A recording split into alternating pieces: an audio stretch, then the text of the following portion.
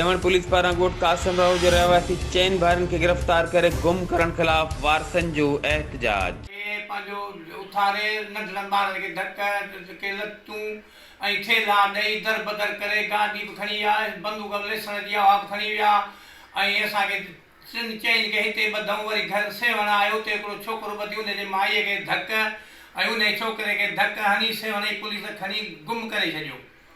उन खां पोइ असां रहियूं कयूं हेॾे होॾे, हिकिड़े जो मस्जिद, हिकिड़े जो अली शेर, हिकिड़े जो मोब। जहाज चौक खां परे पासे रेलवे स्टेशन खां हुन पासे उते बि घर अथऊं, हिते कचे में बि अथऊं, बनीअ ते आया। अपडेट कयूं पिया अव्हांखे सेवण शरीफ़ खां। सेवण पुलिस पारां ॻोठ कासिमराव ते चढ़ाई करे चइनि नौजवाननि मोहब मल्ला, अली शेर मल्ला, मस्जिद मल्ला ऐं पुनल मल्ला खे गिरफ़्तार करे गुम करण ख़िलाफ़ संदसि वारस राणी मल्ला, खदीजा मल्ला, ओभायो मल्ला, अली मोहम्मद मल्ला ऐं ॿियनि नवाब अली मोहम्मद प्रेस क्लब में प्रेस कॉन्फ्रेंस कंदे दाहींदे चयो, 1 महीनो अॻु सेवण पुलिस थाणे जे SHO मंज़ूर दल जी अॻवानी में ॻोठ कासिमराव ते चढ़ाई करे चादर चार दीवारी जो तक़दुस पामाल कंदे असांजे चइनि नौजवाननि खे तशद्दुद बाद गिरफ़्तार करे गुम करे छॾियो आहे। जिन खे महीनो गुज़रण बावजूद गिरफ़्तारी ज़ाहिर नाहे कई वई। हिननि जो वधीक चवणो त पुलिस धाड़ेलनि वांगुरु चढ़ाई कई आहे। घर में पियल रोक रक़म, सामान, सोन, ज़ेवर, मोटरसाइकिल, लाइसेंस वारो हथियार खणी वई आहे। हिननि जो वधीक चवणो त असांखे ख़दशो आहे त असांजे नौजवाननि खे फुल फिराई या हाफ फिराई कयो वेंदो। हिननि IG सिंध समेत बस वारनि खां मुतालबो कयो त गिरफ़्तार कयल नौजवाननि जी गिरफ़्तारी ज़ाहिर करे खेनि आज़ाद कयो वञे, न ॿी सूरत में एहतिजाज जो दायरो वधायो वेंदो।